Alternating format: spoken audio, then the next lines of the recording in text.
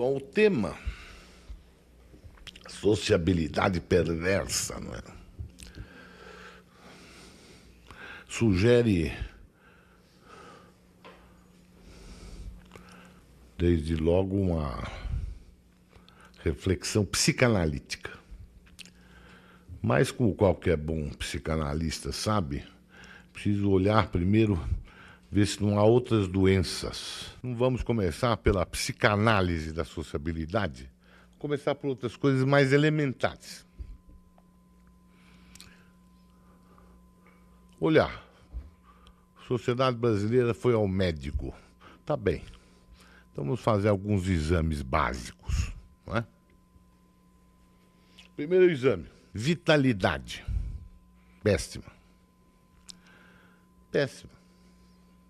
Antigamente você batia no joelho do cara para o joelho fazer assim, né? Batia assim. Se o joelho não mexesse, você estava ruim. Se bater no joelho da sociedade brasileira, ele está ruim. Por quê? Pela simples razão de que há 20 anos o país está semi-estagnado. 20 anos. Os senhores sabem muito bem, vou repetir coisas que sabem, são pessoas informadas. Entre 50 e 80, o Brasil cresceu em torno de 7% ao ano. Economia brasileira. Crescer 7% ao ano significa dobrar a cada 10 anos. De 80 para cá, nós crescemos em torno de 2% ao ano. O país faz 20 anos que anda de lado, semi-estagnado. A economia não cresce. E, portanto, não gera empregos. Entre 50 e 80, o emprego cresceu a uma taxa em torno de 4,5% ao ano, que é uma barbaridade. É uma taxa altíssima, bem superior às taxas de crescimento populacionais que nós tínhamos nesse período, que eram altas. Entre 50 e 80, nós tivemos uma transformação estrutural da economia formidável. Industrialização, montamos a indústria pesada, a indústria mais sofisticada, urbanizamos a sociedade. Urbanizamos a sociedade. Tivemos uma mobilidade ascendente. Sem a industrialização e urbanização, provavelmente boa parte dos que estão sentados aqui não estariam aqui. Estariam na vida rural ou em algum vilarejo. Mobilidade social, o Brasil é um país simpático, onde as pessoas tinham oportunidades. Claro que uns mais do que os outros. Isso não quer dizer que não havia desigualdade, mas quase todos melhoraram de vida. Quase todos. E mesmo o sujeito que estava lá, digamos, numa favela ou num posto da sociedade muito ruim, ele tinha esperança de melhorar. E se ele não melhorasse, o filho melhorava. De 80 para cá, nesses 20 e poucos anos, nós temos já um fenômeno sensível da mobilidade social descendente. Mais do que isso, pela primeira vez, desemprego. Desemprego aberto. Grande, especialmente, pode se medir de um jeito, de outro, pouco importa. Mas é grande, especialmente nas áreas metropolitanas, que representam 40% do país. E são o seu centro nervoso.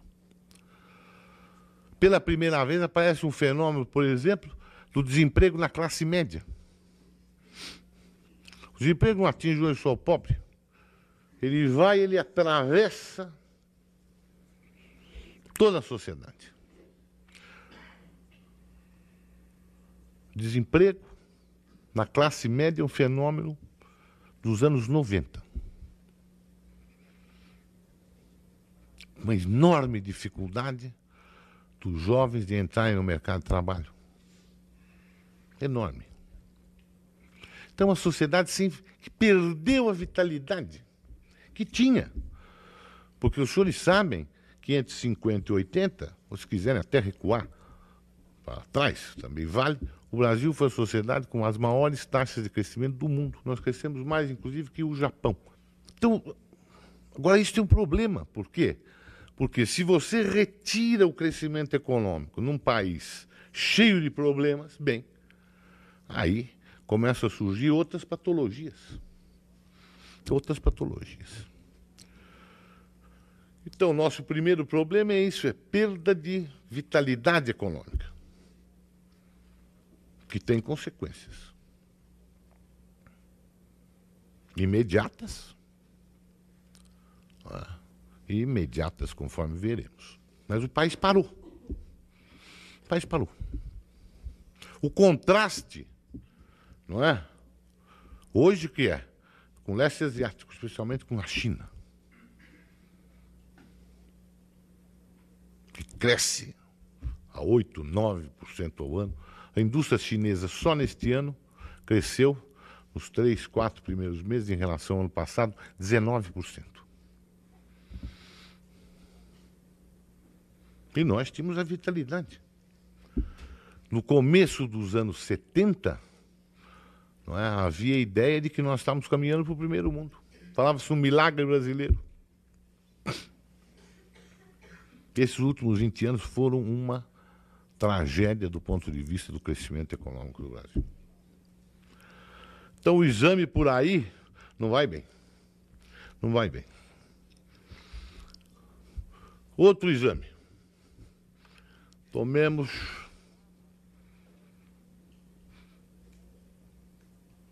Passamos o exame da justiça. Bom, estamos reprovados. O Brasil é seguramente a sociedade mais injusta do mundo, tomando em conta o seu nível de desenvolvimento econômico. É um espanto. É um espanto. Do ponto de vista da distribuição da riqueza e da distribuição de renda. Já vimos assim, não exibíamos nenhum modelo de sociedade justa. É verdade, mais justa. Mas estávamos muito aquém do estado onde chegamos agora. Muito aquém. 2/3 da força de trabalho brasileira ganham até 3 salários mínimos. 600.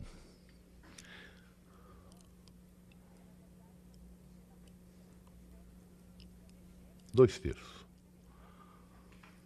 Os 2% superiores devem concentrar alguma coisa parecida como 38% da renda. 2 a 3%. Então não é possível. E mecanismos de justiça básicos funcionando. Isso está na educação. Né? Que é uma coisa inacreditável. Qualquer país decente do mundo resolveu o problema da educação dos seus filhos em um espaço de uma geração. Vocês tomem, por exemplo, a França, né, com a República, entre 1870 e 1890. Todas as crianças francesas estavam na escola. A Alemanha um pouco antes. O último a resolver isso foi a Coreia. Foi o último. Em 1960, a Coreia era um país de analfabetos. Inteiramente analfabetos, quase.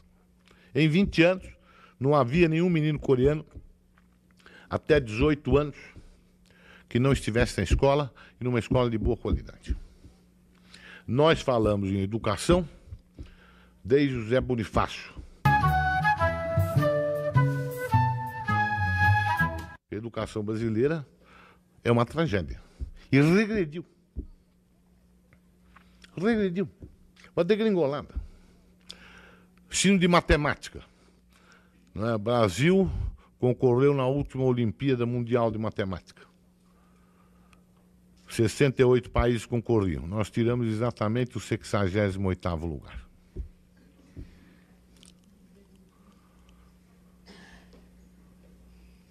É uma calamidade.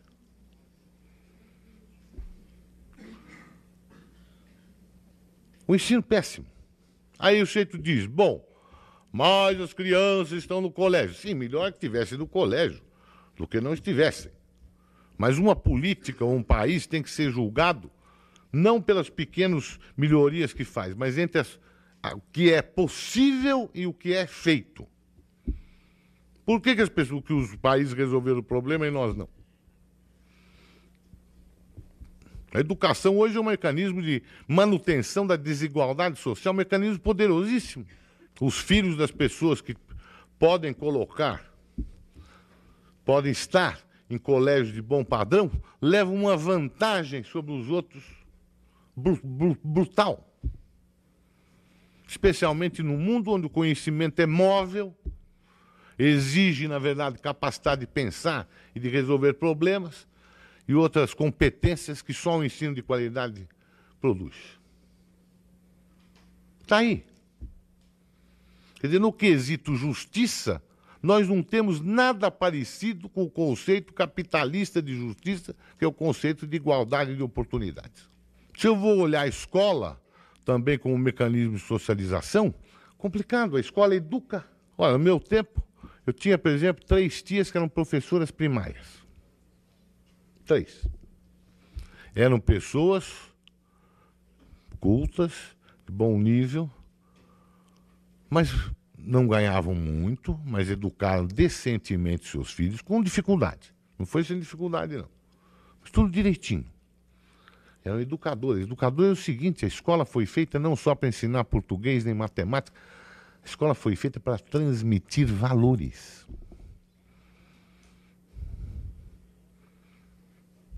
E, mais adiante, para discutir os dilemas culturais, intelectuais, morais do mundo. A escola educa nesse sentido, com E grande. Não há nada mais que me deixe feliz de ser chamado de educador. Não sei se eu consigo ser. O E grande.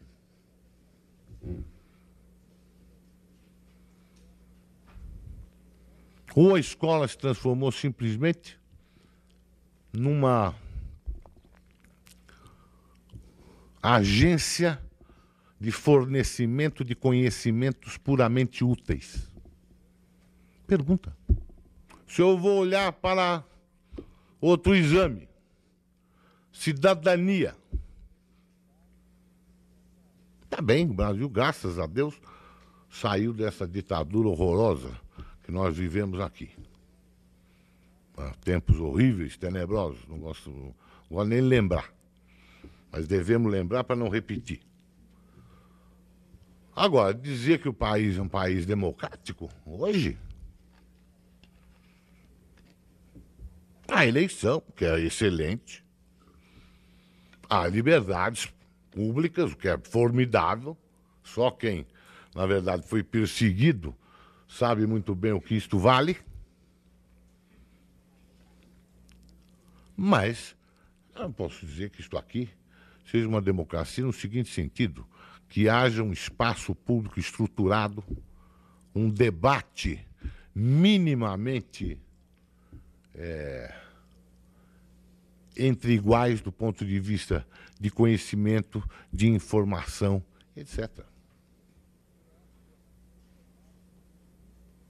Estamos longe disso. Só há espaço público quando ele é estruturado por partidos, por outras organizações intermediárias. Claro que elas surgiram, há muita coisa nova e interessante. Mas estamos muito longe daquilo que se poderia chamar de uma sociedade democrática. Muito longe. Há monopólio dos meios de comunicação de massas. Não há controle social sobre os meios de comunicação de massas, não censura, controle social, etc. Então, se eu vou olhando, negócio complicado. A sociedade não cresce, mobilidade, que era um mecanismo, na verdade, de soldagem social, numa sociedade muito injusta, a mobilidade, está espanado completamente. Eu vejo a sociedade com uma renda e riqueza cada vez mais concentrada. São números absurdos, meus amigos. Absurdos. O ano passado, o Brasil transferiu para os rentistas alguma coisa em torno de 10% do PIB. O que é uma coisa de louco. De louco. É inédito, do meu ponto de vista, eu não conheço nenhum caso, nem na Rússia czarista, nem muito menos na Alemanha da década de 20. Eu não conheço nenhum país do mundo que tenha transferido para rentistas uma tal proporção anual do PIB. Não conheço. Não conheço. Não conheço. Taxas de juros altas, absurdas, gasto público perverso. Porque, veja, nós estamos aqui, são cifras mais ou menos elementares. O ano passado, o governo federal gastou 156 bilhões de reais de juros e 30 bilhões de reais em saúde e 1 bilhão de reais em educação básica e 450 milhões em estradas. Bom, mas tem alguma coisa errada. Parece que tem alguma coisa torta. Não é possível isto. Não é possível converter o Estado com uma carga tributária crescente. Todo mundo pergunta por que os impostos subiram. A carga tributária subiu barbaramente nos últimos anos. Que as pessoas reclamam e tem certa razão. Por que os impostos subiram? Para pagar juros da dívida. Para pagar juros. Ao contrário do que as pessoas pensam, o Estado brasileiro, salvo 1 ou 2 anos, na década de 90, jamais fez déficit porque contratou mais, porque gastou mais, etc, etc, etc. Ao contrário, superávites sistemáticos e crescentes. Para quê? Para garantir a solvência da dívida e pagar juros. Bom, mas é possível, interrompendo um pouco por aqui, alguém imagina isto mais 10 anos? Nós temos, assim, várias assertivas. Eu queria a sua análise a respeito. Sim, senhor. É o país do futuro, pátria do evangelho e celeiro do mundo. E aí fecha acumulada com deitado eternamente em berço esplêndido. Tá bom. Isso aí é difícil a sua pergunta, hein?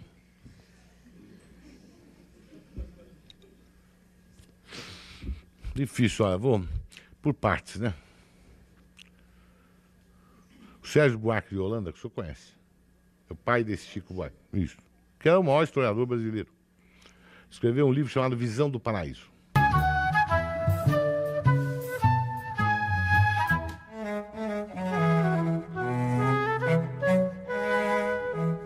Maravilhoso. Quando ele escreveu, em 1956, ninguém prestou atenção, né? O livro não teve nenhuma repercussão. Um livro difícil, muito erudito. E depois, nos anos 80, etc., que o livro foi ganhando força, etc. Esse livro é muito engraçado, porque livro difícil, né? Termina assim, ó. A história do Brasil é uma procissão de milagres. Primeiro ele diz que tivemos o milagre do açúcar, depois teve o milagre do ouro, depois, assim dizia, também no Brasil contemporâneo temos tido milagres. Certo? Agora, que o maior historiador brasileiro que ele é, este livro é um livro de... não fica atrás de nenhum grande livro de história do século XX. diz que o Brasil não tem história. Se a história do Brasil é uma procissão de milagres, é um povo sem história. É uma coisa terrível que ele está dizendo, né? Terrível. Não é? E essa ideia do milagre tem a ver com duas coisas. Com a ideia que Deus é brasileiro, né? E a ideia de que, sendo Deus brasileiro, nos puxa da beira do abismo em que nós sempre nos encontramos. Tá certo, não? E eu até disse que o Plano Real foi o último milagre. Né? O presidente Fernando Henrique ficou nervoso. Falou, milagre não, nós trabalhamos muito. Por que o Plano Real foi um milagre? Porque a inflação só acabou porque nós fizemos uma enxurrada de importações e sobrevalorizamos o câmbio. E isso só foi possível porque nós tomamos uma dívida externa nova de 200 bilhões de dólares. Tomar uma dívida externa nova de 200 bilhões de dólares, que é uma coisa inacreditável. O Brasil já tinha entrado numa crise no começo dos anos 80 por causa da dívida externa. Fomos à moratória. Eu estava no governo quando a moratória foi feita. Certo? Depois disto, aparece um cidadão e faz, ou vários cidadãos, que na verdade também são pura representação de outras coisas, faz uma outra dívida externa de 200 bilhões de dólares. Como é que foi possível? Porque havia sobreliquidez do mundo. Então, um dos problemas brasileiros, eu não vou entrar nisso aqui, porque é um problema técnico, chato, tá certo? Porque, veja, essa ideia do milagre é o seguinte, a história do Brasil pode ser pensada como isso? Pode. O açúcar. Só foi possível por quê? Porque tinha lá, na Europa, gente que consumiu açúcar. Se nós não tivéssemos descoberto o ouro no século XVII, tivéssemos descoberto, por exemplo, no século XVI, o Brasil não existiria tal como nós o conhecemos. Porque foi com a economia mineira que nós articulamos o país. Pela primeira vez, integramos o Sul, São Paulo, nos circuitos mercantis, já está no Caio Prado, tá certo? Já tinha mostrado isso. Quando acabou, esgotaram-se as minas, nós podíamos ter virado o Peru. Não é? O que aconteceu no Peru? Acabou a mina, esgotou, a economia tem uma regressão mercantil brutal. O senhor sabe que a economia da prata do Peru alimentava toda a economia aqui da América do Sul, desde lá de cima até Buenos Aires. Acabou a prata, regrediu tudo a uma economia de subsistência. Nós podíamos. Quando acabou o ouro aqui, circunstância, eles fizeram a Revolução Industrial lá. Né? E o café, na verdade, é uma criação da Revolução Industrial. O café é uma especiaria, até então, o senhor sabe. O café começa a se generalizar o seu consumo porque é um estimulante. O trabalhador toma café porque trabalha 15 horas por dia porque não cai em cima da máquina. Certo? O café vira um produto de massa com a Revolução Industrial. Em 30 anos, o Brasil monta uma economia cafeeira extraordinária. Você vê a vitalidade também do país. Tem os dois lados. Né? Em 40 anos, o Brasil monta uma economia cafeeira que é o segundo produto de exportação do mundo. Só perde para os produtos têxteis. Hã? Agora, a industrialização, eu não posso pensar como um milagre. Ela foi um projeto nacional, em larga medida. Tá certo? Então, vem dar... O senhor vê como a história é lenta, né? Lá desde 1870 que as pessoas estão fazendo a crítica daquilo, vem coisa, vem os positivistas, vem não sei o quê. Tá certo? E, na verdade, se você forma, em torno da ideia de que o país precisa industrializar, uma corrente de opinião pública fortíssima, que fez a industrialização, que fez a Petrobras, que lutou, que bebê, tá certo? Que queria construir uma nação. Eu não vou entrar nisso aqui, que isso é objeto de outras palestras, imagino.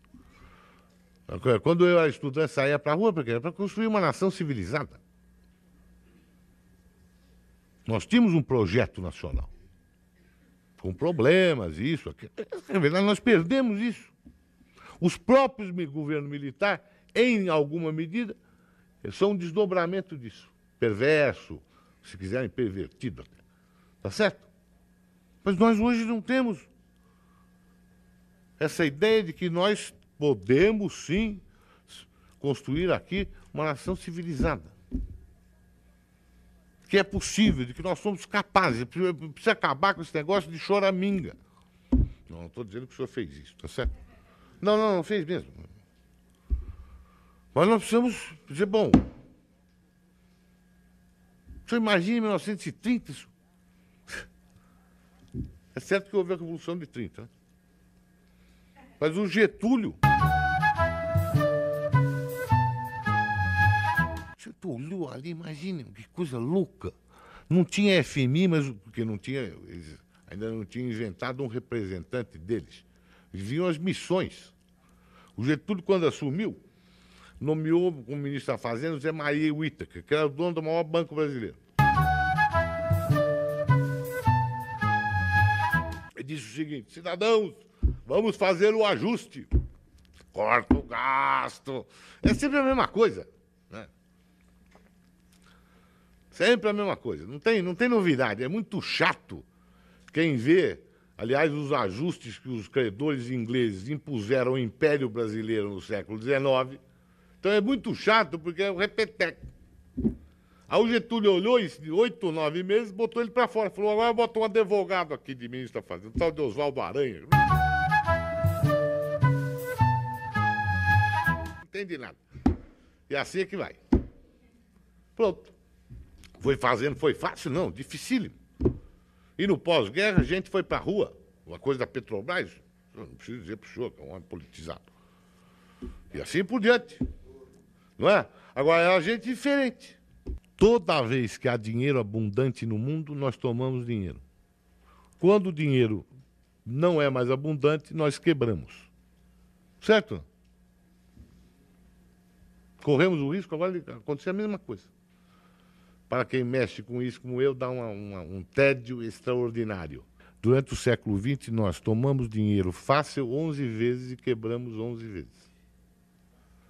Então, nós precisamos arrumar um mecanismo interno de financiamento. Como os países que se desenvolveram arrumaram.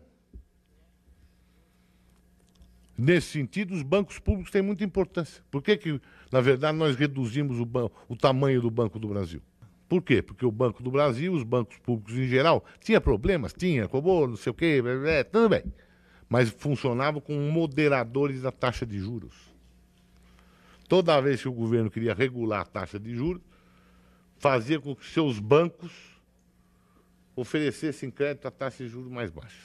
O que eu não entendo é por que aumentamos o superávit primário, por que não usamos o raio de manobra que nós tínhamos para negociar um outro acordo, por que nós renovamos o acordo com o fundo, por que nós estamos praticando essas taxas de juros absurdas, por que nós não compramos reservas quando devíamos ter comprado, por que nós deixamos o câmbio valorizar.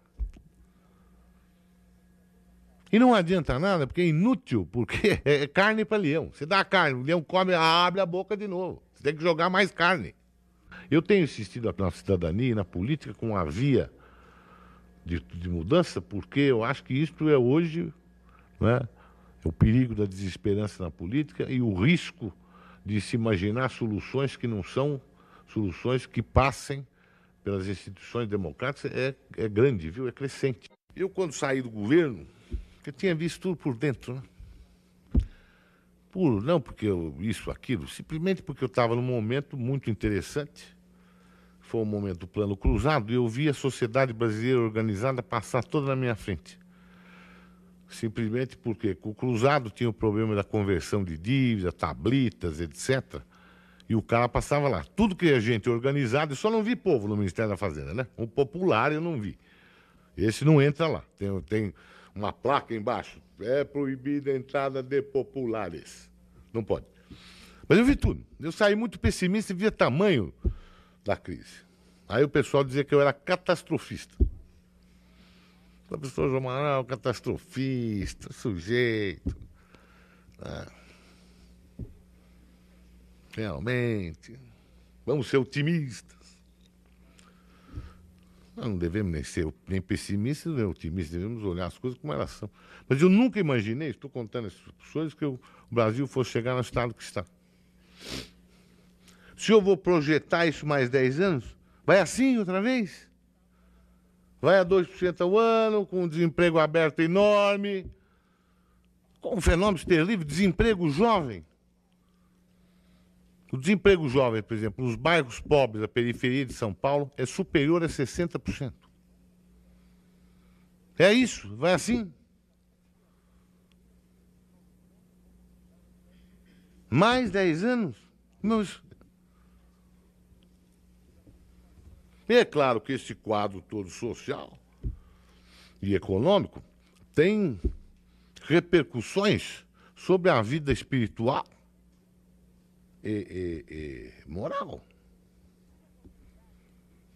Mais do que isso, há outros fatores aí que também são independentes. Não são derivados da economia nem nada. Aí são outras questões. Mas aí o problema também é terrível. Eu me pergunto, o que é pior no Brasil? É a miséria material ou a miséria espiritual? O senhor desliga a televisão. É um espanto. É um espanto. Espanto. Não é? Eu costumo falar, os alunos riem às vezes. É o único país onde o diabo fala, né? O diabo fala. O senhor liga, tem uma sessão de exorcismo, o sujeito começa a manifestar o demônio lá embaixo, aí com você corre, pega, traz no palco, assim, o cara. Aí o camarada pergunta, diabo, cara, tô aqui, peguei ela. Aí o vira, tem o teste de fidelidade. Teste de fidelidade. Pega uma mocinha, um dos que eu vi. Não sei se vocês viram esse programa, que é a humilhação completa. Terrível. Aí você vai olhando esse panorama. Agora, nos Estados Unidos tem, é verdade, mas o conjunto, se eu olhar, o conjunto é um espanto. Compare com a televisão francesa, com a televisão alemã, com a televisão belga. E mesmo com a meio semi-cafona televisão italiana. Isso é uma coisa, mas o que é isso? Eu venho acompanhando, não tenho nada contra isso, né, no princípio. Mas o que é que, se nós tomarmos a religião, que é um dos focos estruturadores da sociedade, o que é que você tem visto? A religião perde a transcendência. Perde a transcendência, vira uma coisa terrena. E mais do que isso, uma troca. Em certas igrejas neopentecostais, que eu não quero, não interessa aqui citar, é chato, a troca é direta. Pague e receba. Então aparece um sujeito, eu tinha só um carro era o meu único bem, entreguei a Jesus o carro e aí em 6 meses comprei 3. As pessoas ouvem isso como eu. O pessoal acha que eu não vejo televisão, vejo mais do que. Porque, ó, mas é isso aí. Não é? É possível isso? São sintomas. Mesmo na Igreja Católica, a perda de transcendência é enorme da religião. A religião vira cada vez mais mundana, cada vez mais utilitária. Problema é sério. A família, nesse processo, nesses últimos 25 anos, está cada vez mais sitiada por várias coisas. Eu fico muito impressionado agora que eu voltei. Fui obrigado a entrar em contato com esse problema e filo com grande interesse.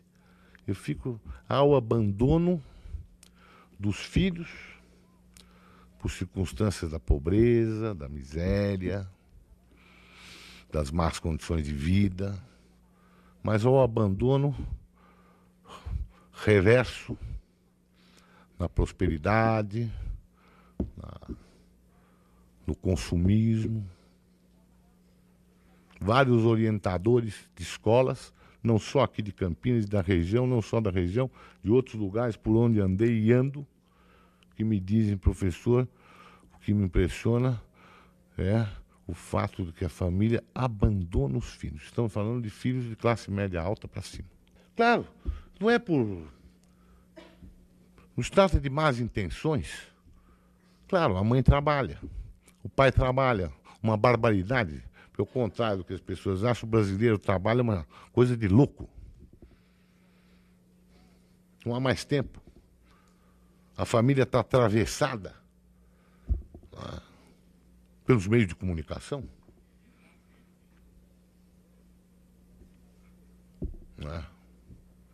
É o programa infantil que quer moldar consumidores. É o programa da violência. Então, todos os focos... Agora, o reflexo disso o que é? Se tome só duas coisas, violência e corrupção.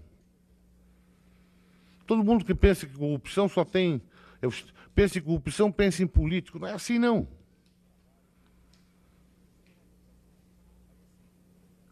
Não é assim, não. Por exemplo, tomo um exemplo. Colégios chiques de São Paulo, que eu conheço, diretores e orientadores, etc. Todo dia tem roubo. Uns roubam os outros. A Folha de São Paulo, um dia publicou uma matéria sobre Alphaville, roubos em Alphaville, que é um bairro elegante de São Paulo. Aí tinha uma menina de 16 anos, como o nome não aparecia, e o repórter perguntou, roubou? Você roubou? Ela disse, não, que ainda não foi necessário. Não foi necessário. E a violência? Claro que ao desemprego, não é? O sujeito diz, a sociedade me trata mal. Não me dá casa, não me dá escola, não me dá hospital. Não é? Se é assim, então, se eu não valho nada, se a minha vida não vale nada, a sua também não vale. Isso é verdade. Agora, problema. Você pode ser pobre e não matar ninguém.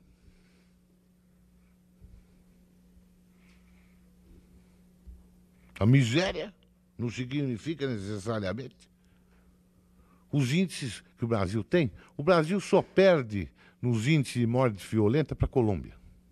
Só para a Colômbia. Só. Só. E atravessa tudo. Você vê esses casos. Que chocam a sociedade. É muito curioso, que choca a sociedade quando o assassino é filho, isso choca mesmo, mas de renda mais alta. Agora, se o senhor vai e examina as causas de morte em São Paulo, o assassinato já é a terceira causa-morte, depois de doenças cardiovasculares e degenerativas, que é o câncer. Isso era assim há 20, 25 anos? Não era assim. Crime organizado não existia. É um fenômeno que de 15 anos. Então, se eu olho isto, não é? Esse conjunto de coisas. Eu pego os jovens, por exemplo. Às vezes você olha o menino, é uma página em branco, não tem nada escrito. Nada. Página em branco.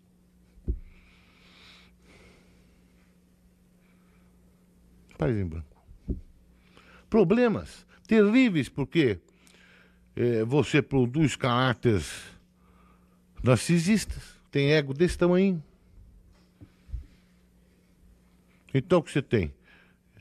Intolerância ao fracasso, que faz parte da vida. Todos nós temos algumas coisas, alguns sucessos e alguns fracassos, ou vários fracassos.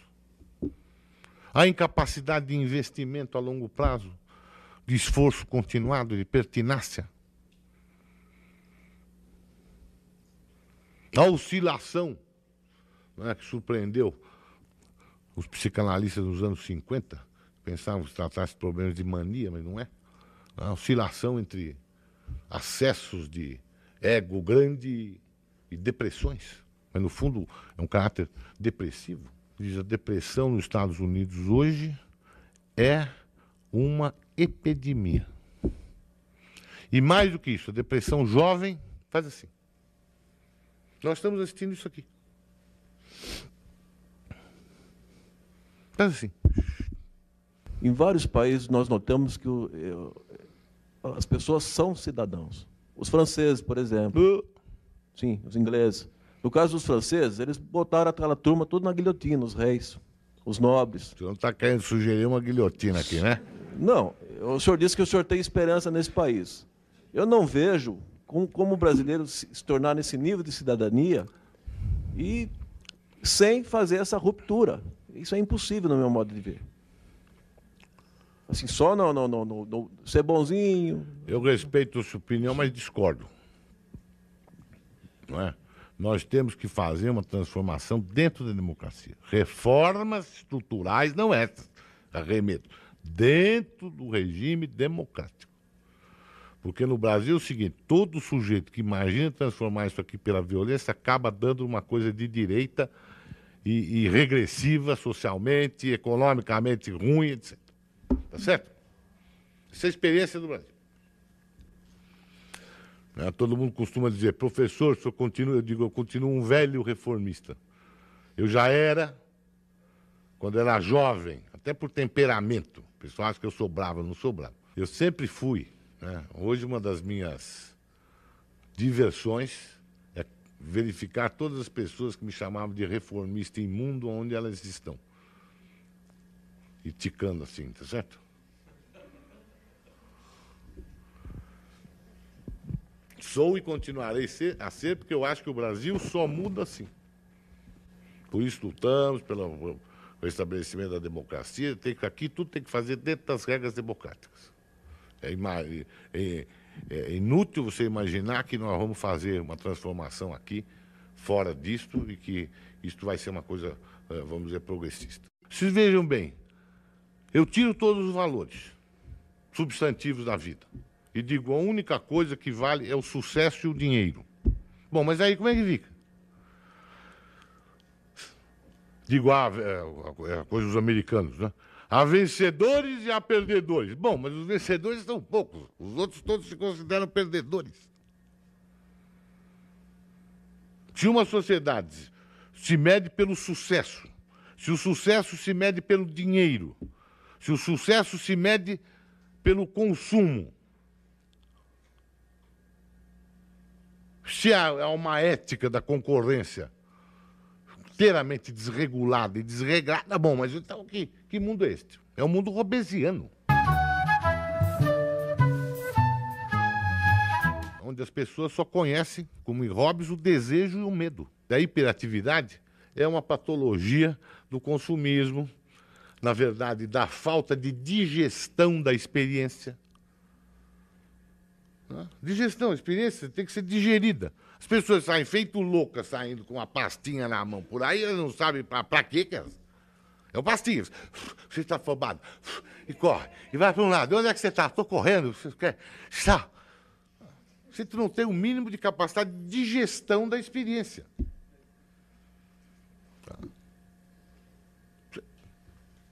Porque nós vivemos num ritmo de tempo alucinado. Não porque queiramos, hein?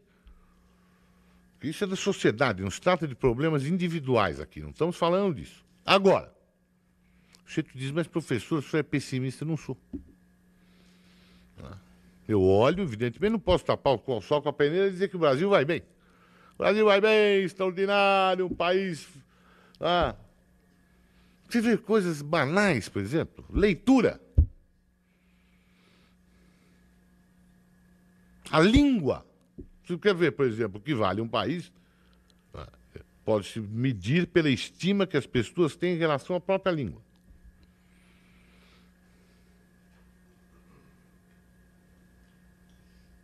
Porque o Brasil, você vê, nós pulamos uma sociedade iletrada, escravidão, bebê, bobobó, para uma sociedade de massas. Não passamos pela etapa de uma sociedade, desse ponto de vista, restritamente ilustrada. Então o sujeito acha que ler uma revista semanal é alta cultura. E ver um programa de um cara que fala 3 línguas.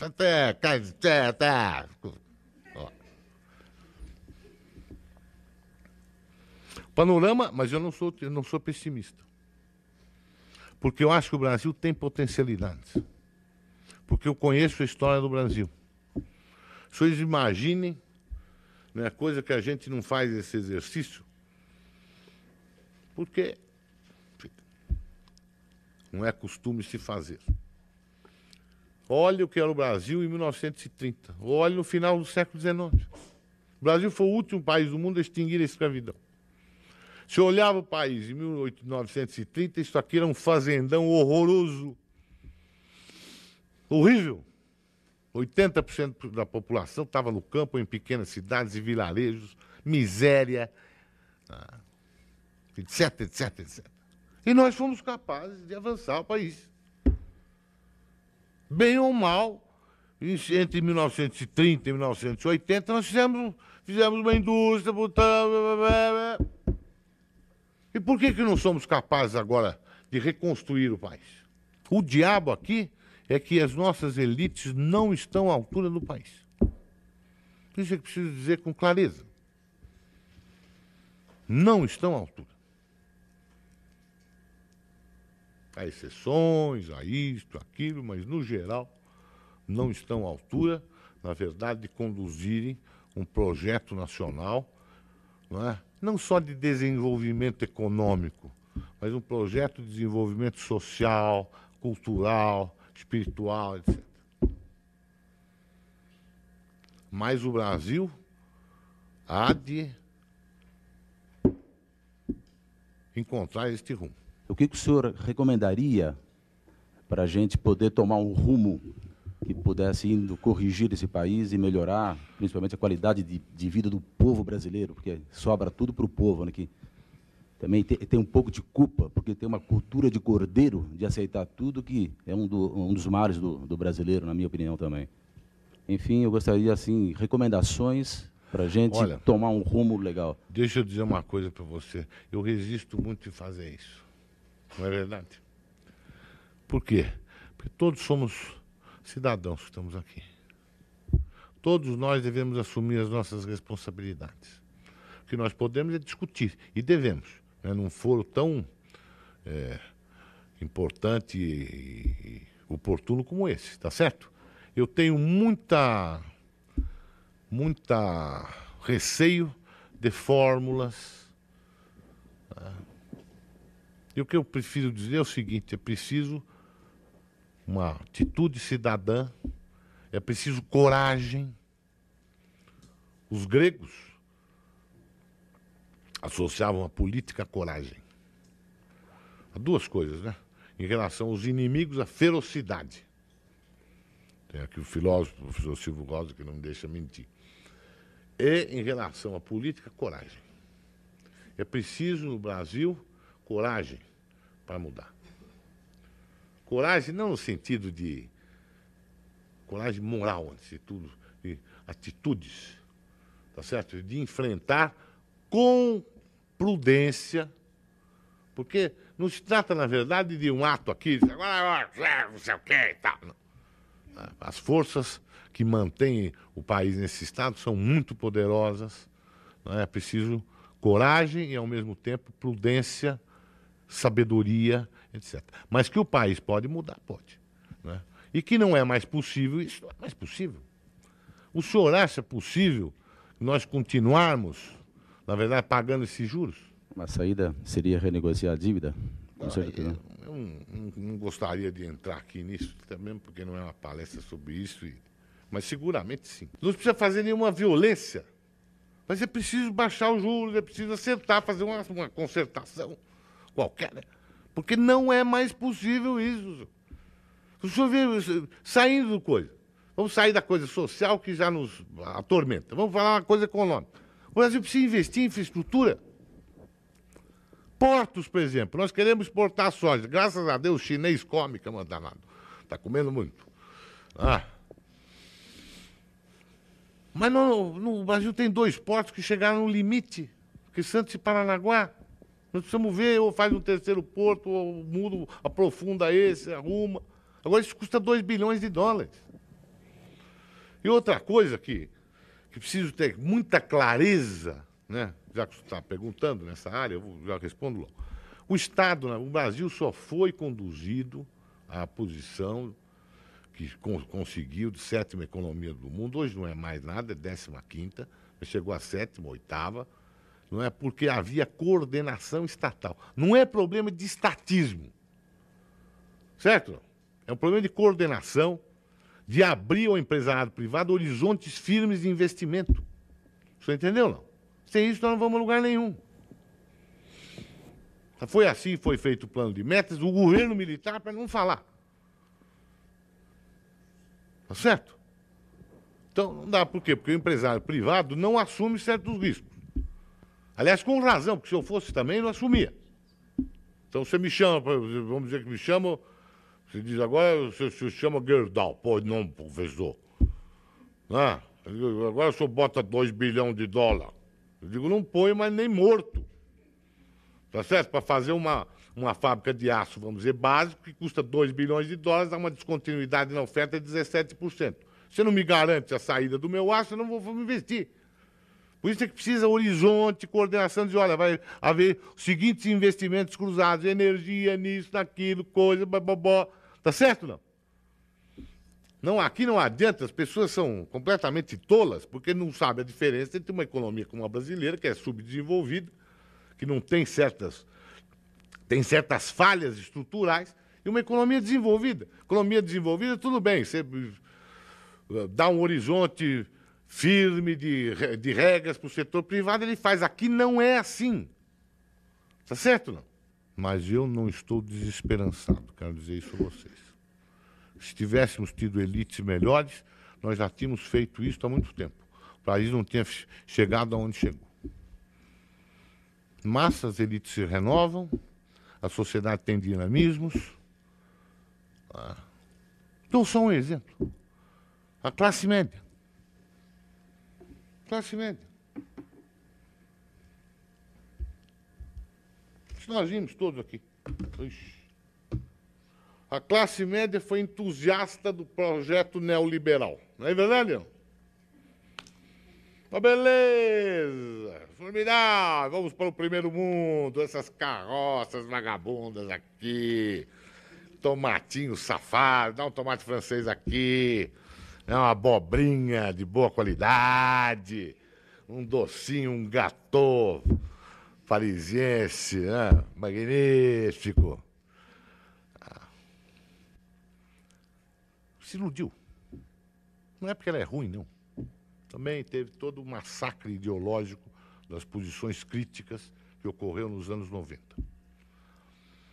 Mas hoje, eu sinto, todo mundo sente que a mentalidade está mudando. Até mesmo porque vai se tomando consciência de que se o país não mudar, seus filhos e seus netos vão morar na periferia das cidades. Então, a sociedade tem dinamismos, nós temos